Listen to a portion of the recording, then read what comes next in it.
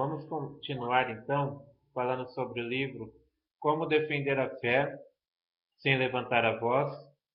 Hoje nós vamos falar sobre o capítulo 6, Em Defesa dos Nascituros. Então, vamos começar pelas perguntas desafiadoras.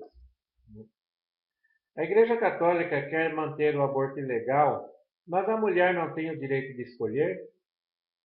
Por que a Igreja dá mais importância aos seus dogmas do que aos benefícios médicos da pesquisa embrionária? Então, como se vê, o capítulo fala sobre o aborto e sobre manipulação embrionária a fim de pesquisas, né? Então, vamos lá, com a intenção positiva desses questionamentos. Né? Então, diz aqui, Abby Johnson, diretora de uma clínica de aborto que se converteu ao movimento pró-vida, diz em seu livro Não Planejados: nunca tive interesse em promover o aborto. Eu me havia afiliado à paternidade planejada 8 anos antes, pensando que o seu principal propósito era prevenir a gravidez indesejada e assim diminuir o número de abortos. Com esse objetivo em mente, parecia-me que a Planet Parenthood salvava vidas, a vida das mulheres que, sem os serviços prestados por essas organizações, poderiam acabar em alguma clínica clandestina e estar sujeitas a intervenções perigosas. A maioria dos defensores da legalização do aborto não acham que fazem causa comum com uma questão ideológica feminista ou de autonomia pessoal, mas imaginam tratar-se apenas da disponibilidade, de disponibilizar a melhor das alternativas. O aborto, pensam, livra a mulher de uma gravidez indesejada, e torná-lo legal ao menos diminuiria o número de abortos praticados em clínicas pouco confiáveis. O valor positivo por trás do apoio à legalização do aborto é, afinal de contas, a compaixão, o mesmo sentimento que leva as pessoas a apoiar a pesquisa com células embrionárias, a ideia de que se pode chegar a conseguir a cura de certas enfermidades. Bom, o argumento aqui é muito simples. Sempre que há a concepção, há uma vida humana. Isso é pacífico, a ciência já provou. Houve a concepção, existe vida humana. Mas vamos dizer, como dizem muitas pessoas, principalmente aquelas defensoras do aborto, né? Diz, mas o embrião é um mero amontoado de células, né? Muita gente diz isso.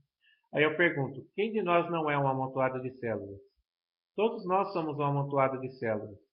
Apenas temos a forma acidental já de pessoas totalmente formadas, né? Vamos dizer assim. Mas nenhuma pessoa escapa disso. Todos somos um amontoado de células.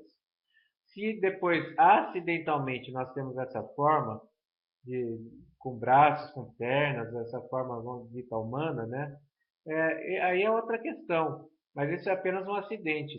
A forma substancial, isso Aristóteles já explicava muito bem. A forma substancial de um ser humano já acontece desde a concepção. O que vem depois são meros acidentes, né? A pessoa começa com uma célulazinha, depois a célula começa a se multiplicar e começa a surgir os membros, começa a tomar aquela forma humana, aí depois ela nasce, ela começa a crescer, aí ela se torna uma adulta, o cabelo começa a branquear, ela começa a criar rugas, fica velha e morre, não importa. Isso são os acidentes da vida, certo? Porque a maioria das pessoas passam, né? Eu digo a maioria porque muitas pessoas morrem sem chegar à velhice, né? Mas o normal da vida é isso. A pessoa é concebida, ela cresce, ela envelhece e morre, né? O normal da vida é esse. Então, o fato de ser uma mera célula não deixa de ser ser humano. Ora, não existe vida humana mais valiosa ou menos valiosa. Uma vez que é vida humana, continua sendo vida humana para sempre, certo? Então, e uma vez vida humana, ela é valiosa como qualquer outra vida humana e, portanto, deve ser protegida. Seria basicamente isso, né?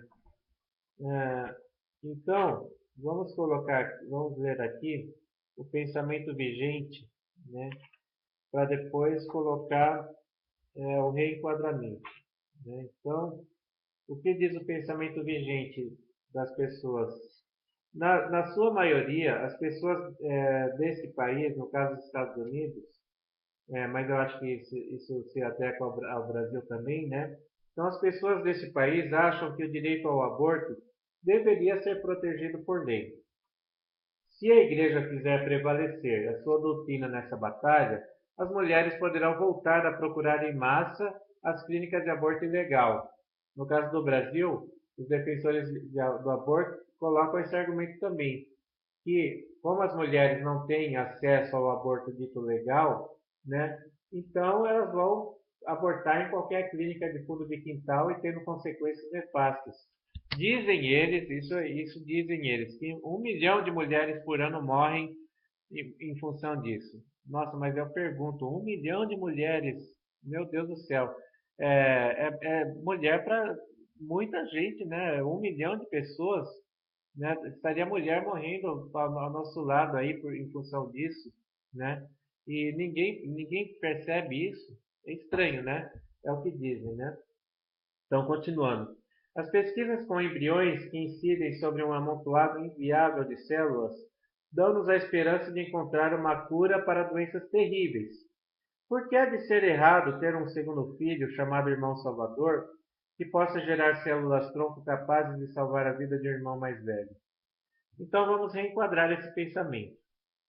A Igreja Católica fala em favor do embrião sem voz, indefeso, da mesma maneira que fala em favor de outras vítimas silenciosas. Luta também por reduzir o limite legal máximo para o aborto, a fim de que um dia a sociedade chegue ao ponto de não mais o praticar.